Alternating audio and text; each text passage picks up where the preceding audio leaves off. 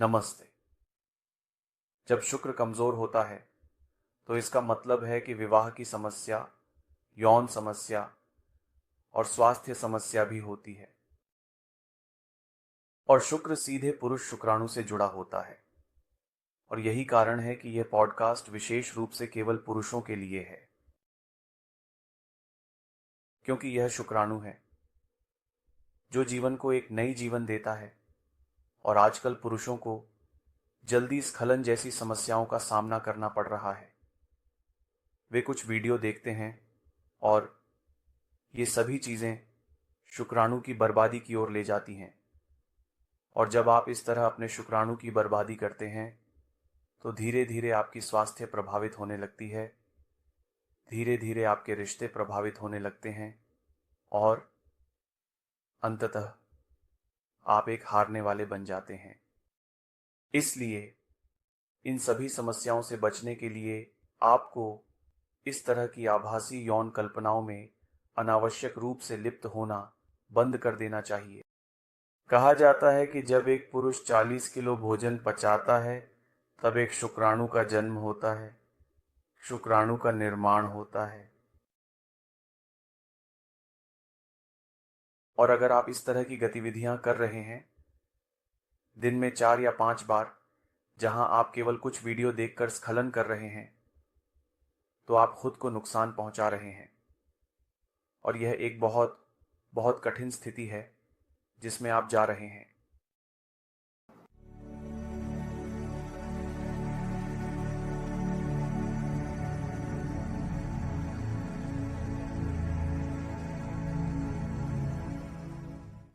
शुक्र के साथ दूसरी महत्वपूर्ण इकाई चांद है, क्योंकि यह मन है जो यौन है।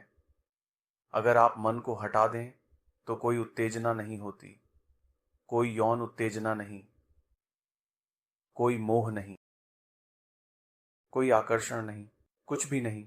सब कुछ मन का है। यदि आप मन को हटा दें तो यौन संबंध समाप्त हो जाते हैं, यौन संबंध का विचार भी समाप्त हो जाता है।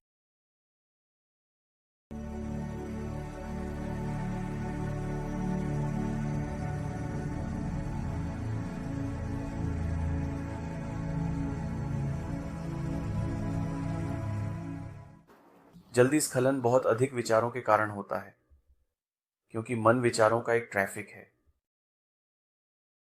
जितना अधिक मोह, उतनी ही अधिक यौन कल्पनाएं और उतने ही अधिक विचार यह जल्दी स्खलन की ओर ले जाता है।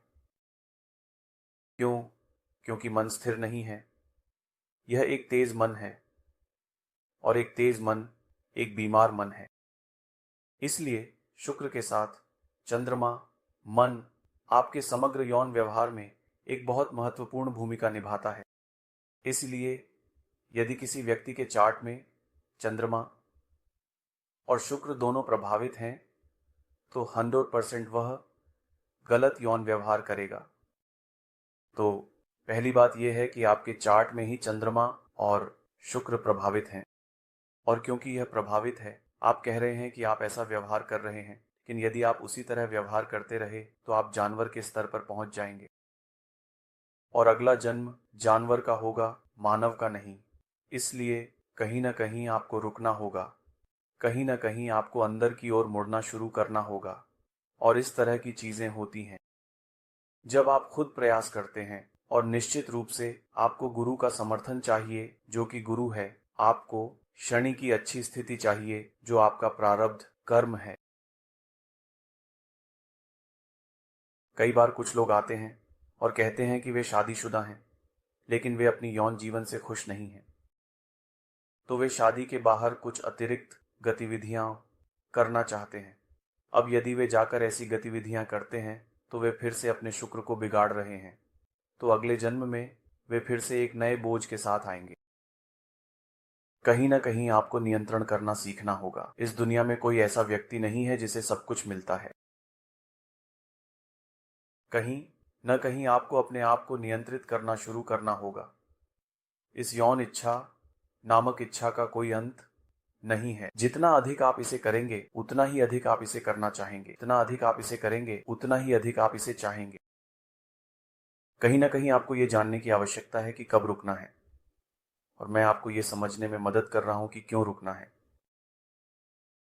क्या आपने एक ब्रह्मचारी व्यक्ति, एक असली ब्रह्मचारी व्यक्ति देखा है, जो केवल ब्रह्मचारी नहीं है बल्कि जो पूरी तरह से अंदर से बाहर है, एक सन्यासी? क्या आपने ऐसे व्यक्ति को देखा है? आप ऐसे व्यक्ति के चेहरे पर चमक, रंग देख सकते हैं। आपको आश्चर्य होगा। क्यों? क्योंकि ऐसा व्यक्ति कभी भी किसी यौन गतिविधि में नहीं जाता। तो स्पष्ट है कि शुक्राणु हमेशा सुरक्षित रहता है, शुक्राणु बर्बाद नहीं होता।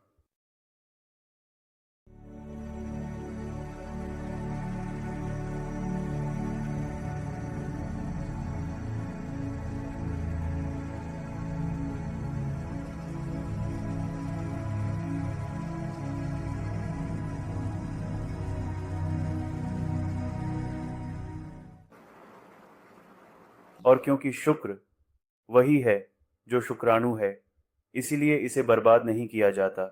एक ब्रह्मचारी या एक सच्चा ब्रह्मचारी व्यक्ति सूर्य की तरह दिखता है, वह चमकता है, उसके चारों ओर एक विशेष दिव्यता होती है।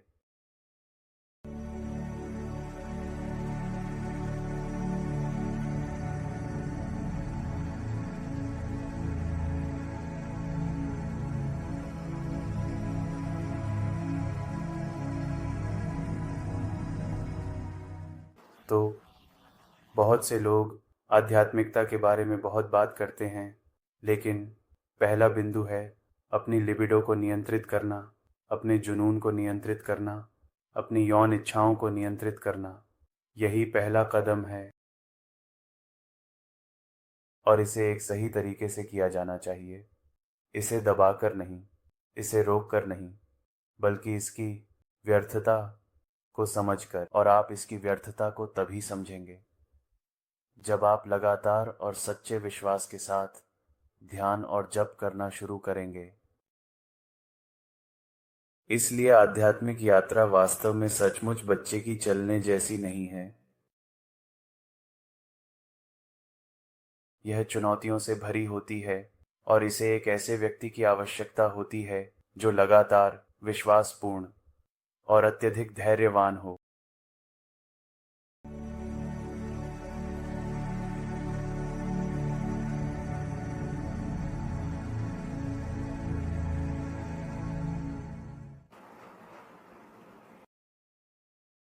तो अगर आप अपनी शुक्र को और अधिक नुकसान से बचाना चाहते हैं, तो कृपया इन बातों पर ध्यान दें।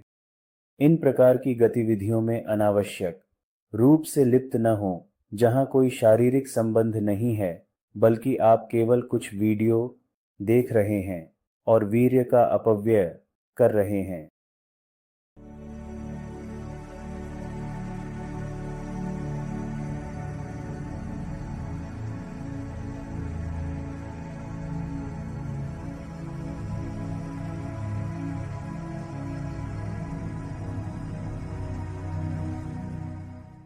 दूसरा, एक महिला का सम्मान करने की कोशिश करें। एक महिला को अनावश्यक रूप से न हर्ट करें, क्योंकि शुक्र महिला का भी प्रतीक है।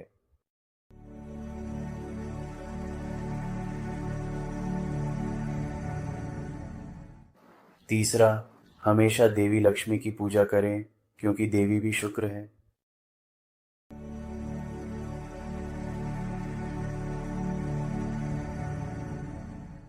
चार, हमेशा छोटी लड़कियों, गरीब लड़कियों की मदद करने की कोशिश करें, क्योंकि वे भी शुक्र का प्रतीक हैं।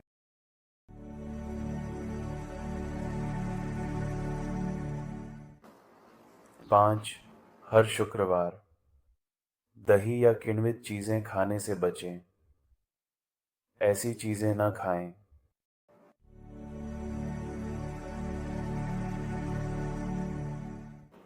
तो मैंने यह त्वरित वीडियो बनाने का सोचा। कुछ चीजें पचाना बहुत कठिन होती हैं, लेकिन यह हमेशा अच्छा होता है कि कम से कम उन चीजों के बारे में जानें जो आपको नहीं करनी चाहिए। चाहे आप इसका पालन करें या न करें, यह सब आपका कर्म है।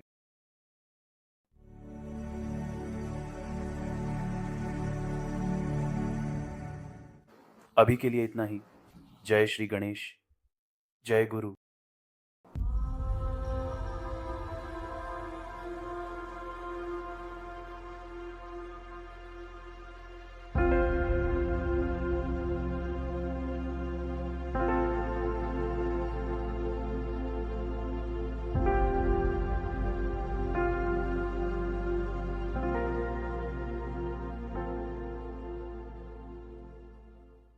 युम गम गणपतये नमः। युम गम गणपतये नमः।